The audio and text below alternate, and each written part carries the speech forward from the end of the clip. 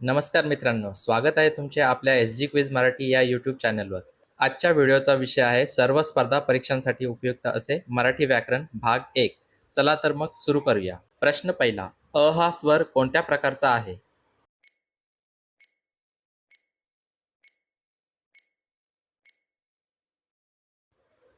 तुमचं बरोबर उत्तर आहे ऑप्शन सी, ह्रस्व स्वर.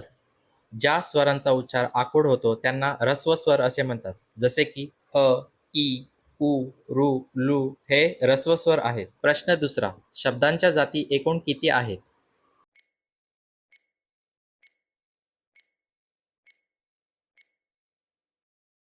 तुमचं बरोबर उत्तर आहे ऑप्शन बी, 8. मराठीत शब्दांच्या एकूण 8 जाती आहेत. नाम, सर्वनाम, विशेषण, क्रियापद, क्रियाविशेष, शब्दयोगी, उभयान्वी आणि केवल प्रयोगी. प्रश्न तिसरा, नाम हे कोणत्या प्रकारचे शब्दरूप आहे?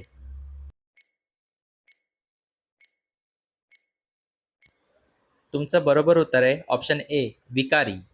लिंग, वचन किंवा विभक्तीमुळे ज्या शब्दांच्या रूपात बदल होतो त्यांना विकारी किंवा सव्यय म्हणतात. नामात बदल होतो म्हणून ते विकारी आहे. प्रश्न चौथा, हुशार हे खालीलपैकी काय आहे?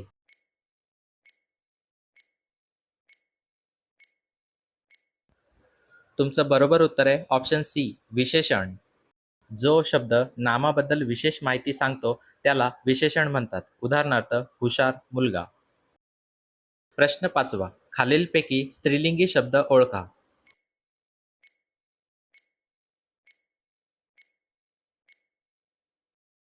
तुमचं बरोबर उत्तर आहे ऑप्शन सी, घार. ज्या शब्दाला ती हा प्रत्यय लावून हाक मारता येते तो शब्द स्त्रीलिंगी असतो. प्रश्न सहावा, घोडा या शब्दाचे अनेक वचन काय होईल?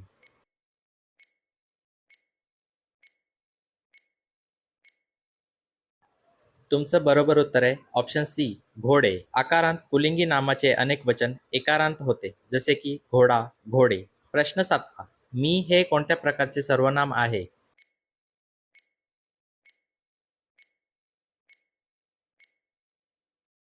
तुमचं बरोबर उत्तर आहे ऑप्शन बी, पुरुषवाचक सर्वनाम. स्वतःचा उल्लेख करताना वापरले जाणारे मी हे प्रथम पुरुषवाचक सर्वनाम आहे. प्रश्न आठवा, क्रियापदाचे मूळ रूप म्हणजे काय?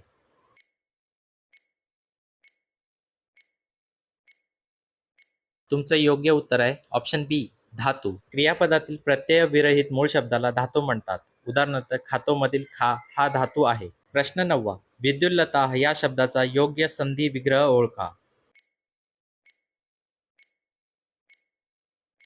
तुमचं बरोबर उत्तर आहे ऑप्शन बी, विद्युत अधिक लता. हा व्यंजन संधीचा नियम आहे. प्रश्न दहावा, मराठी भाषेत एकूण किती मुख्य काळ आहेत?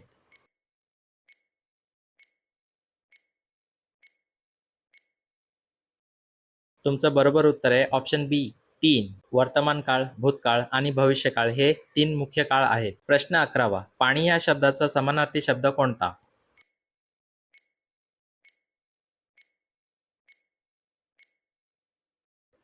तुमचं बरोबर उत्तर आहे ऑप्शन बी, जल. पाणी या शब्दाला जल, नीर, तोय, उदक असे समानार्थी शब्द आहेत. प्रश्न 12, श्रीमंत या शब्दाचा विरुद्धार्थी शब्द ओळखा.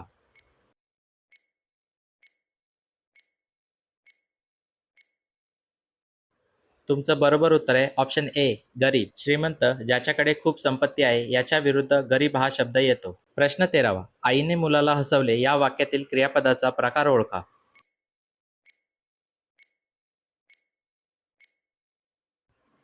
तुमचं बरोबर उत्तर आहे ऑप्शन बी, प्रयोजक क्रियापद. जेव्हा कर्ता स्वतः क्रिया न करता दुसऱ्याकडून करून घेतो तेव्हा त्यास प्रयोजक क्रियापद म्हणतात. प्रश्न 14वा, षष्ठी विभक्तीचे प्रत्यय कोणते आहेत?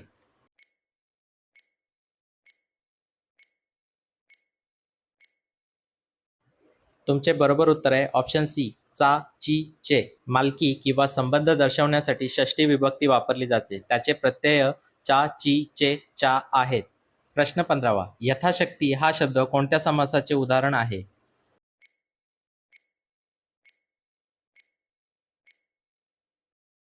तुमचं बरोबर उत्तर आहे ऑप्शन सी, अव्ययी भाव समास.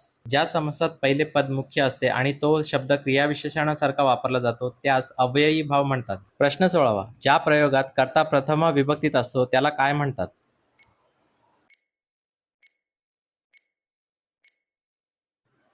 तुमचे बरोबर उत्तर आहे ऑप्शन सी कर्तरी प्रयोग. कर्तरी प्रयोगात कर्ता नेहमी प्रथमा विभक्तीत असतो आणि क्रियापद कर्त्याच्या लिंगवचनानुसार बदलते. प्रश्न 17वा. सूर्य पूर्वेला उगवतो या वाक्याचा काळ ओळखा.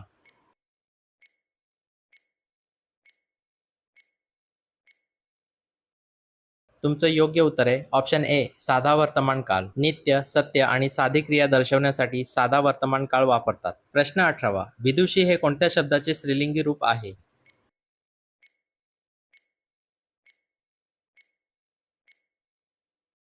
तुमचं योग्य उत्तर आहे ऑप्शन ए विद्वान. अत्यंत विद्वान पुरुषाला विद्वान म्हणतात तर विद्वान स्त्रीला विदुषी म्हणतात.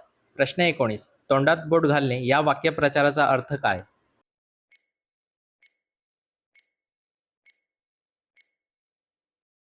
तुमचं योग्य उत्तर आहे ऑप्शन बी नवल वाटणे. एखादी अघटित किंवा आश्चर्यकारक गोष्ट घडल्यावर तोंडात बोट घालणे, आश्चर्यचकित होणे हा वाक्यप्रचार वापरतात.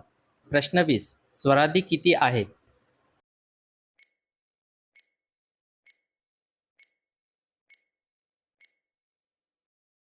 तुमचं योग्य उत्तर आहे ऑप्शन ए 2. अनुस्वार आणि विसर्ग हे दोन स्वरादी मराठी भाषेत आहेत.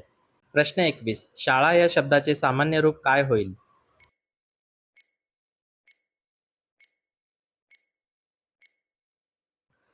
तुमचं योग्य उत्तर आहे ऑप्शन ए शाळे. शाळाचे प्रत्यय लागताना शाळे, उदाहरणार्थ शाळेत असे रूप होते.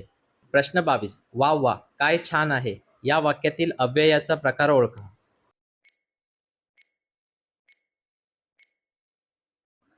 तुमचं योग्य उत्तर आहे ऑप्शन सी केवल प्रयोगी. मनातील हर्ष, आश्चर्य यांसारख्या भावना व्यक्त करणाऱ्या उद्गारवाचक शब्दांना केवल प्रयोगी अव्यय म्हणतात. प्रश्न 23. संधीचे मुख्य प्रकार किती आहेत?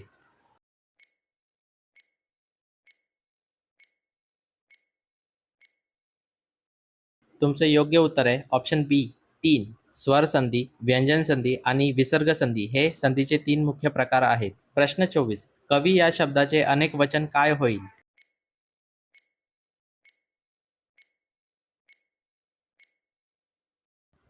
तुमचं योग्य उत्तर आहे ऑप्शन ए कवी.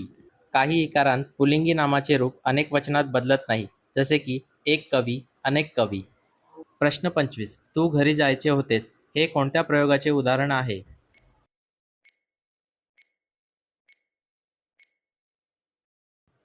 तुमचं योग्य उत्तर आहे ऑप्शन डी भावे. जेव्हा क्रियापदाचे रूप कर्त्याच्या किंवा कर्माच्या लिंगवचनाप्रमाणे बदलत नाही तेव्हा तो भावे प्रयोग असतो. व्हिडिओ कशी वाटली ते कमेंट करून नक्की सांगा आणि अशाच नवनवीन व्हिडिओसाठी आपल्या यूट्यूब चॅनलला सबस्क्राईब करा.